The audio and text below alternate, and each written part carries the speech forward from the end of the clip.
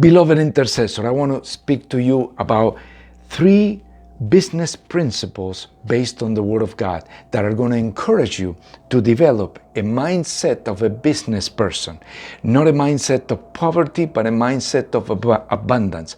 We need that. We need you being prosperous in this network, but also your church might be needing that. Your family might be needing that. So these are beautiful principles. Look at 2 Kings chapter 4 and notice that when the widow comes in desperation to Elisha saying, I cannot pay my bills, and now the people that want to charge me, they want to take my sons as slaves as part of the payment. And so Elisha says, tell me, what do you have in your house? This brings us to the first principle, the principle of the exception. Yes, the principle of exception. Look for the exception in your financial life. It says here, nothing at all. She said, I have nothing at all except a flask of olive oil, she replied.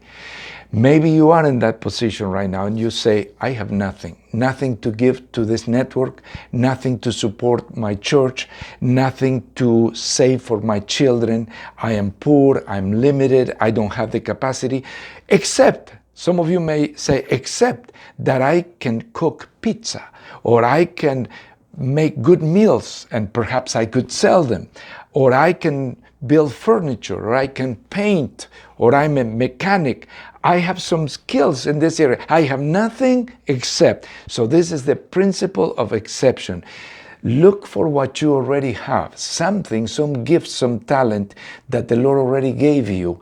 Or maybe it's savings, you forgot about them and you want to reinvest them on interest. Something that the Lord is saying, tell me, what do you have in the house? Then the next principle is the principle of exaggeration. Exception and then exaggeration.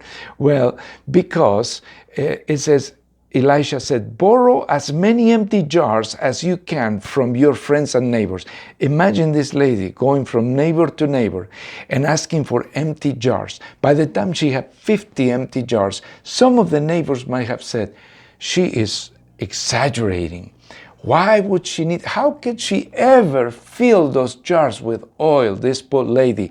So basically what you do is you prepare for something bigger than you can fill out. You prepare for a vision that is a financial vision in your life that is way bigger.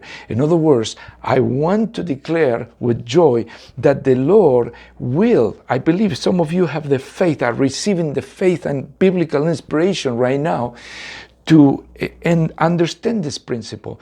I believe there are several of you that will start businesses that are supernatural. They are not natural. The way you're going to plan, the way you're going to gather empty jars is going to be extraordinary. Some people will say, you are exaggerating, you're crazy, you're planning for too much. And so exception, exaggeration, and finally execution. Then Elisha told her, go and start filling them up. And she started filling them up until she filled them all. She couldn't fill, she stopped, the oil stopped flowing, the supernatural oil stopped flowing when there were no more jars. In other words, her industry, her business had the size of her faith. So that's why it's so important to follow this principle of exception, exaggeration, and finally execution. What is the execution? You may say, well, pouring out the oil. No, that's only a part of it. The execution is when Elisha said, go and sell all this oil, and you will have enough money for you, for your retirement, for your children. Now she was wealthy. Now she opened a propelling business so she could be help to others, not only for her own needs. So I urge you, intercessor, you know this month is a month to raise up a new monthly donor in every group. Will you be that new donor? Someone, only 6% of this entire network is giving on this network, is supporting the network. And we are in great need because we have multiplied the groups and we have more technical needs, more software needs, and it's impossible to do it with just one or two of us. So we need you. We need people that will have a mindset of business and abundance, not a mindset of poverty. So I urge you, start praying, start investing in prayer and prayer groups. And so exception, exaggeration, and execution. May the Lord bless you. May many of you become business people for the work of the Lord, not only to fulfill your own needs, but also to help us embrace the world in prayer. God bless you.